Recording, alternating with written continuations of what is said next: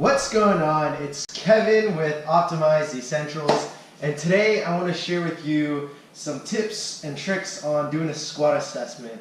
Today I'm going to be covering what happens when your knees go inwards when you squat. So a lot of people, what I've noticed as a personal trainer is when people squat down, coming up is when their knees buckle in and when they're pushing themselves up. So they squat down and then their knees cave in and then they push themselves up. So if you feel that you're doing it or that you've observed yourself doing it while you're using the mirror to watch yourself perform the squat, I want to share with you some information on what's going on, alright? So if you haven't already, what I recommend checking out is NASM's squat assessment form.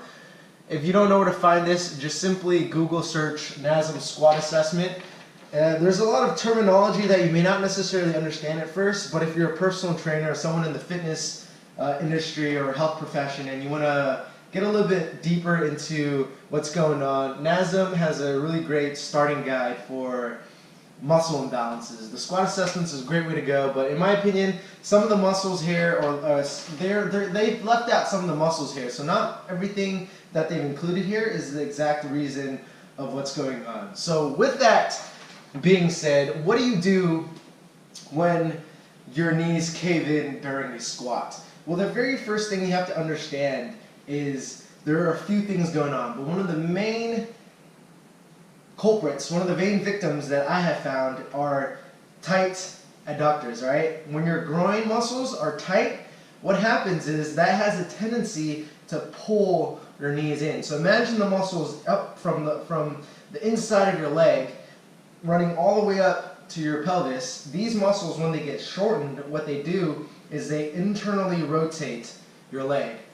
And then another big factor, which they state right here, so the overactive muscles on the knees move inward from the anterior view, which is the front view, is the adductor complex, and the gluteus medius and gluteus maximus as the underactive. So the second thing I wanted to cover is your gluteus medius and maximus up here, their job is to abduct your leg. And then your adductors, your adductor complex, AD and then AB. So abduct as an abduction, you're getting abducted by aliens, and then adductors, you go inward. So if these are excessively tight and these are weak because you sit all day or you don't perform leg exercises, so don't skip leg day, then this isn't doing its job and this is doing too much of the work because it's overactive. So what happens is you go down in the squat, this gets tight, this isn't doing its job, and then you see the knees cave in when you come back up. So, what can you do? But before I'm going to share with you the whole spiel of what you can do to correct it, I want to address what they also just talk about here. So they also mentioned that for the overactive muscles, you have the TFL, the tensor fasciae latae, the vastus lateralis, and biceps femoris, the short head. So these muscles, so your quads basically help your knees from buckling in when you're standing up. But when your vastus medialis gets underactive, when it's not doing its job because this is getting excessively tight and the muscles on the outside of your hips are weak, what happens is your TFL, your IT band, which connects to your TFL, which is why they put the TFL on the overactive, the TFL, the IT band, and the vastus lateralis, which is this muscle right here. These overwork, so if you can imagine the IT band, the vastus lateralis, and the TFL. So some of the muscles they didn't include is the IT band, which is why I'm saying, well, IT band isn't necessarily a muscle, it's, anyhow. They leave out some of the stuff, which I'll explain a little bit more on, but it's still a good starting point. So these muscles, overactive. They're overly active because they're trying to take over for your vastus medialis. Your vastus medialis isn't doing its job to help stabilize that knee because the adductor and the abductor are, this one's overactive, this one's underactive. So basically when this gets overactive as well, because these two aren't doing its job, then now you have that internal rotation. But in my opinion, once you address the adductors and you strengthen the abductors, this naturally releases. It doesn't get as overactive anymore. You just want to make sure you address these two, and then also strengthen this through your proper typical strength training programs that includes your legs, given that you're doing the form correctly. There's one more thing before I share with you the secrets also you want to pay attention to, which they also didn't mention here, is if you have tight adductors and weak abductors, chances are you have an anterior pelvic tilt. An anterior pelvic tilt is basically when your butt sticks out and your belly sticks out as well. So when your belly and your gut sticks out. When this is weak and this is weak, your pelvis tilts forward into an anterior pelvic tilt.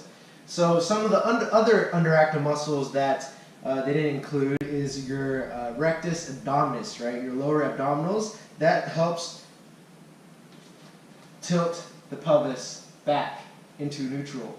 So you want to make sure you strengthen your abs too. So with all that being said, I know it's a lot of information. I'm going to share with you what you can do to address this problem. So the first thing you want to pay attention to are the stretches. You want to stretch out your adductors by performing the frog stretch, where you get down under your elbows, you turn your feet out wide, and you stick your butt out onto the ground and really stretch out the inner thighs. And then I also want to show you one of the best adductor stretches that I kind of came up with using the adductor machines. Go and check that out. And then finally, you want to strengthen your abductors by doing either glute bridges on the ground. You push your hips up and really squeeze your butt. And then also sideline hip abductions, where you put a band around your feet. If you don't have a band, that's totally fine. You can build up to it. You can start with body weight. They're still really effective. You lie on the side of the ground.